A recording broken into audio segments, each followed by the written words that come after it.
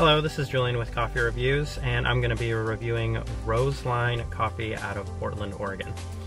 Now, this is not my first time at this location. I actually love going to Roseline anytime I'm down in Portland. I'll talk a little bit more about the roaster and everything just here in a second, but first we'll discuss a little bit about the coffee that I'm going to be trying. It's a washed Colombia, a Johan Penna, and here, the thing about Roseline is, from what I've experienced, they're one of the lightest roasters in Portland. And I'm gonna take a quick sip first and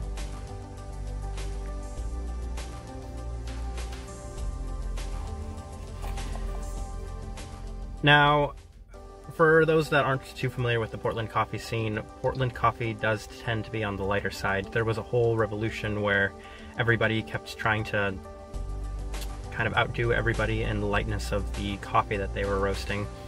Roseline, I feel like, in my opinion, from what I've had from them, is amongst even Hart's and other places here, probably the one that does the lightest, but still stays good. I've never thought that they are going too light, things are too grassy, too lemony.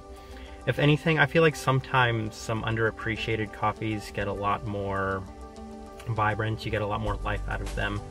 And it's a credit to Roseline as a whole with the job that they're doing.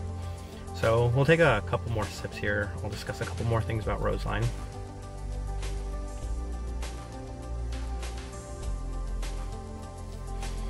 A lot of Portland coffee roasters have been going more on a trend of, we will do a batch brew, and what our batch brew is for the day, that's what we're going to sell to our customers. I really liked that concept. I think a lot of coffee shop owners like that concept. That gives you a lot of consistency in the coffee that you're making. If you find a perfect recipe, there's a lot less margin for error than something that's a pour over, something that is different with every single barista, a lot of inconsistencies. Of course, you know, there's higher margin for error, but there's also a higher chance of something really nice. Roseline does both. Roseline does their batch brew as well as some pour over options. The options we had today were this Colombia, which was suggested to me by the barista, as well as, I believe it was a washed Ethiopia, and the drip option was a Colombia.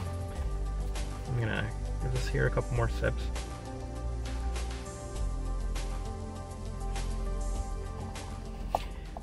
And again, I think this is the only shop in the city. I know it's been opened very recently. It's a beautiful shop, very classy, and a more, I would say, vibrant part of the city. There's a lot of food carts around here, some terrific coffee roasters. I mean, the city's already one of the best in the world, but this area, this neighborhood, is definitely a great place where you can walk just a couple blocks, get a couple of terrific coffee, different coffees from different coffee roasters. And I'm going to take one more sip here, and I'm going to give this a final review here.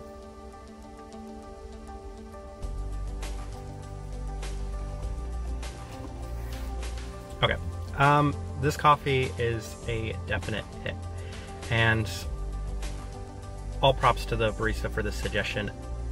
Washed Colombias often, I don't think, are this lively. This coffee has so much going for it right now.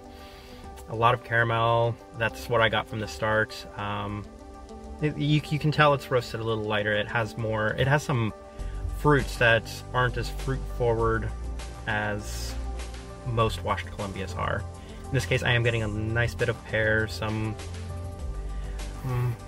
there's quite a bit of pear to it.